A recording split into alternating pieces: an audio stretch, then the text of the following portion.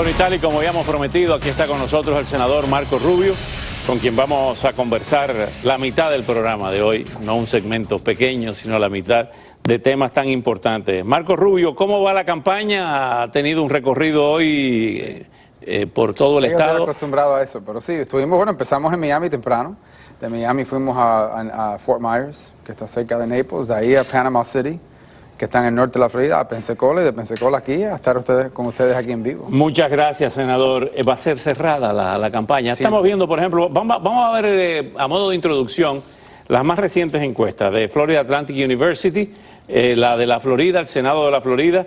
Esta es del 24 de agosto, de hace apenas 5 días. Marco Rubio, 44%, Patrick Murphy, 39%. Si el candidato fuera Alan Grayson, fue 50-39, 11 puntos. ¿Cree que va a ser así o va a ser muy cerrada? Va a ser más cerrada, porque la Florida en un año presidencial es un estado muy competitivo. Y ganar por 2 puntos es bastante en la Florida. Figúrate que en el año 2012 aspiró Mitt Romney en contra de Barack Obama. Y en esa contienda donde Barack Obama hizo una campaña increíble en términos de trabajar el terreno y todo eso, ganó por menos de 1 punto. Así que en la Florida las contiendas, la manera que ha cambiado el estado, estás hablando de una contienda de 1 punto, 2 puntos. Y eso es lo que esperábamos a la entrada, sabíamos de un principio, ¿no? Y estamos preparados para eso. La última vez que conversamos, usted me dijo en una oficina que usted se iba para su casa, al sector, a ejercer su carrera de abogado y quizá al mundo académico. ¿Por qué cambió? Bueno, y así eran nuestros planes hasta el último momento. Yo tengo un amigo que estuvo con nosotros viajando, Carlos López Cantera, que es el vicegobernador de la Florida. Él estaba aspirando al Senado. Y él me vino a ver y me dijo algo que otras personas me habían dicho, que si tú no aspiras va a ser muy difícil ganar este escaño, aunque yo voy a seguir en mi contienda, pero si tú aspiras yo no sigo y pienso que tú tienes el mejor chance de ganar. Y la razón fue porque si nosotros perdemos el escaño de la Florida, perdemos la mayoría en el Senado. Si perdemos la mayoría en el Senado, pues entonces, por ejemplo, la Corte Suprema, los temas de América Latina, que no hay otro senador fuera de Bob Menéndez que le interese, y Bill Nelson hasta cierto punto los temas de América Latina. Vamos a hablar esta noche del tema de Venezuela, el tema de Colombia, el tema de Cuba. Hay solamente 2 senadores que hablan de esos temas, un demócrata, Bob Menéndez, y un republicano. Esos temas se van a perder también. Los temas de seguridad nacional. Y entonces yo no podía estar en paz sabiendo que tenía un chance, una oportunidad de contribuir, y no lo hice, porque quería tener una vida más cómoda. Si gana Hillary Clinton el estado, que también se ve muy cerrado, la Florida es... ningún republicano ha podido llegar a la Casa Blanca si no gana por lo menos la Florida y Ohio. Correcto. Si es cerrado y gana Hillary por 2 puntos, ¿puede ganar Marco Rubio como republicano? O si gana Donald Trump, ¿puede perder Marco Rubio? Bueno, yo te lo pongo de esta manera. Yo sí creo que hay personas que posiblemente voten por Hillary y voten por mí, pero también hay personas que posiblemente voten por Donald Trump y no voten por mí. O no voten por nadie en ese caso. Pero yo no creo que yo no puedo contar con otro candidato. Yo no quiero que Hillary gane, pero yo no puedo contar con otro candidato. Yo tengo que, por los 6 años que he estado en el Senado, la aspiración a la presidencia, soy alguien que las personas ya conocen, los votantes conocen, así que las personas van a tener su propia opinión y criterios sobre ¿El partido lo está apoyando totalmente o hay sectores en el partido que no lo apoyan? Yo no he encontrado resistencia dentro del partido en ninguna parte del estado. ¿Le están dando donaciones fuertes? No solamente eso, los voluntarios trabajando en todas partes del estado. Es decir, hasta personas que en marzo decidieron, bueno, queremos otro tipo de persona en este momento para la presidencia, pero para el senador queremos que siga. Y más que nada porque un gran número de republicanos en este estado conoce y reconoce que gane o quien gane la presidencia, no podemos perder el Senado. Marco Rubio se presentó como el gran renovador dentro del conservadurismo republicano, la gran esperanza de una nueva generación conservadora que llegaba al Senado y que podía llegar a la Casa Blanca. Pero hay una especie de divorcio, hemos estado leyendo una serie de artículos, inclusive uno de hoy en Washington, de que hay una especie de separación entre la cúpula del partido y la base del partido en el tema migratorio, y que usted ha cambiado en ese sentido, que el grupo de los 8 lo que quieren es una inmigración de gente no calificada, que no habla inglés, mientras sectores del partido exigen que se importe lo que fue la tradición en Estados Unidos muchas veces, de personal calificada, de profesionales, de clase media, que hablan inglés. Bueno, yo no creo que eso realmente es realista en términos de lo que propuso esa ley, y esa ley cambiaba el sistema. Esa ley tenía otros problemas, pero esa ley cambiaba el sistema migratorio, en la cual una mayoría de personas inmigrando a este país iba a ser basado en su educación y su talento y la habilidad de contribuir. y menos sobre las conexiones de familia. Es un cambio que creo que es necesario en este nuevo siglo y eso lo tenía esa ley del año 2013. Yo creo que lo que pasa en este país es lo siguiente. Yo creo lo que aprendimos en el 2013 es que una ley integral de reforma migratoria en que se hace todo en un proyecto de ley es imposible. No existen los votos. Hay menos votos para eso hoy que lo que había en el 2013. Pero eso no es lo que le ha causado los grandes trastornos a los republicanos, que se han presentado como un partido antiinmigrante. No, primero, la enorme mayoría, incluso de los hispanos, reconocen que este país tiene el derecho a tener leyes migratorias y enforzar esas leyes. Aquí no podemos tener una migración descontrolada tampoco. Que aquí todos los años entran 1 millón de seres humanos legal. 1 millón. Y encima de eso entran otras personas ilegalmente. Y todos los países del mundo tienen leyes migratorias, todas. Yo estuve en Honduras hace poco, Honduras tiene leyes migratorias. Ahora, que tenemos que asegurar la frontera, primer paso, reformar el sistema para que funcione mejor, porque el sistema es muy caro, muy costoso, muy largo, muchos abogados, mucha burocracia.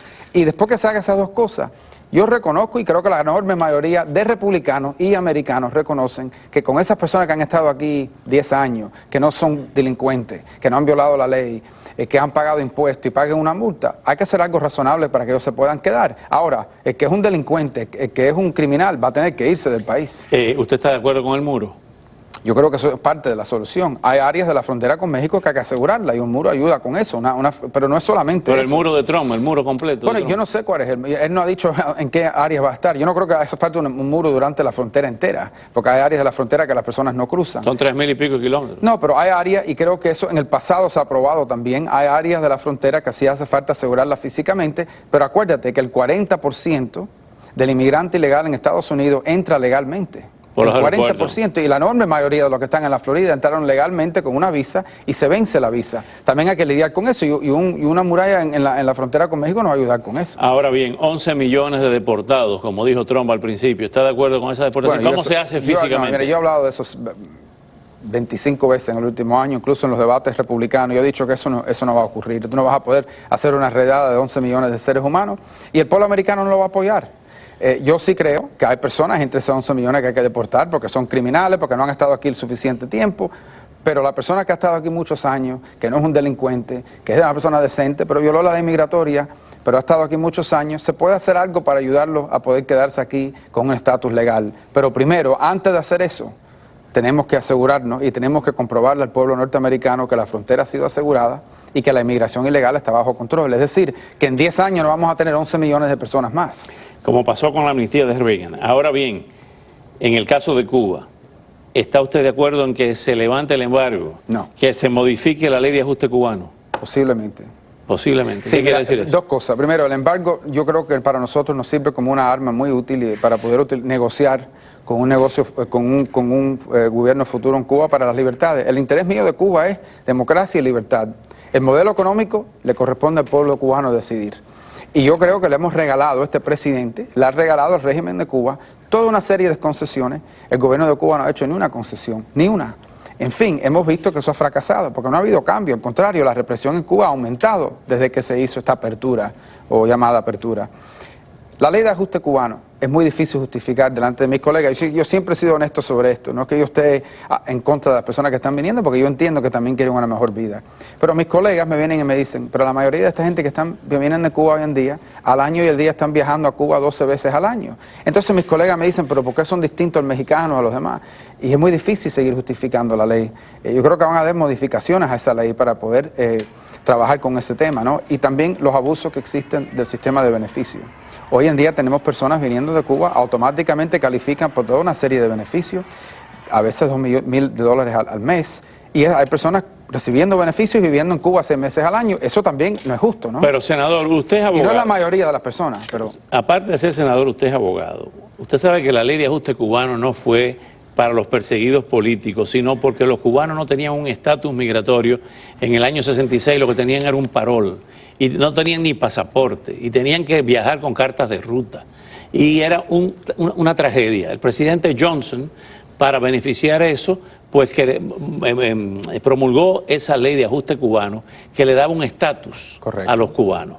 O sea, el hecho de decir que digan que son perseguidos y que se van al año y un día, pero esa no fue la ley de ajuste cubano. Sí, pero la justificación por la cual hubo un estatus especial. La justificación fue que había un régimen comunista en Cuba que la persona que huía de Cuba era un exiliado y que no podía regresar a su país porque iba a morir o iba a caer preso.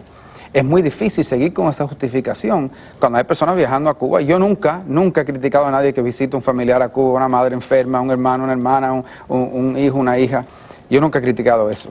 Lo que sí te puedo decir es que yo siempre he dicho esto no es nuevo, yo lo estoy diciendo 10 años, se ha convertido en algo muy difícil justificar cuando alguien tiene un estatus, dicen que vienen huyendo, pero están regresando 15, 20 veces al año. Entonces hay que modificar ese sistema de alguna manera o lo vamos a perder de todas maneras. Antes de irnos a la pausa, ¿es irreversible la política ya de Obama hacia Cuba? No, yo no creo que es irreversible. Si gana un partido republicano, ¿va a revertir todo eso? Bueno, eso depende del gobierno ¿Rompe cubano. de relación otra vez? Eso todo depende del gobierno cubano. Yo estoy dispuesto a ver cambios de la política hacia Cuba, pero tiene que cambiar Cuba también. Si el gobierno cubano hace cambios hacia pasos democráticos, apertura en su vida social, apertura al pueblo, más libertades, puede haber cambios, pero no con el sistema actual. Al regresar seguimos con más de esta entrevista exclusiva con el senador Marco Rubio.